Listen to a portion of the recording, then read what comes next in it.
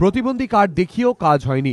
চলন্ত বাসের মধ্যে এক মহিলা যাত্রীকে নিগ্রহের অভিযোগ। ঘটনার সূত্রপাত মঙ্গলবার দুপুর 2:30 নাগাদ। জামনগর লেনের বাসিন্দা, পেশায় চিকিৎসক এক মহিলার দাবি, চতুর্থ শ্রেণীর ছাত্রী মেয়েকে সঙ্গে নিয়ে চিত্তরঞ্জন হাসপাতালের সামনে থেকে হাওড়াগামী পিকনিক গার্ডেনে হাওড়া রুটের একটি বাসে ওঠেন।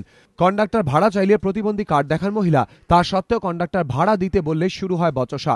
মহিলার অভিযোগ, কন্ডাক্টর ধাক্কা মেরে তাকে সিটের ওপর ফেলে দেন, গালিগালাজ করেন। শুধু তাই নয়, বাস থেকে নেমে যেতে চাইলেও নামতে দেয়া হয়নি বলেও অভিযোগ। তো যখন আমি নামতে যাচ্ছি তো আমাকে ধাক্কা দিয়ে বললো, এই নামতে দেবো না, হ্যাঁ আব তোমাকে এই গাড়িটা হাওড়া যাচ্ছে, ওইখানে নামাবো।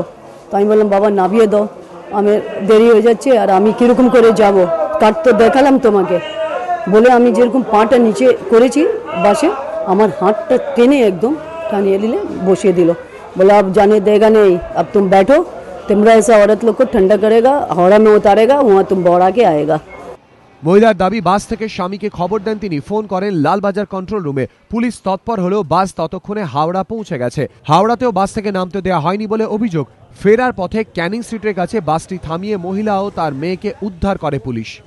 অনেক দেখেছি এরকম মিডিয়া, আর লালবাজার, ওই তো হাওড়াতে যাবেন লালবাজার মনে হবে।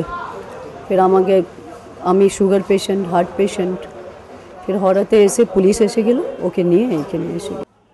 বাস আটক করেছে পুলিশ। গ্রেফতার করা হয়েছে চালক অজিত ভূঁইয়া ও কন্ডাক্টর কমল ঢালিকে।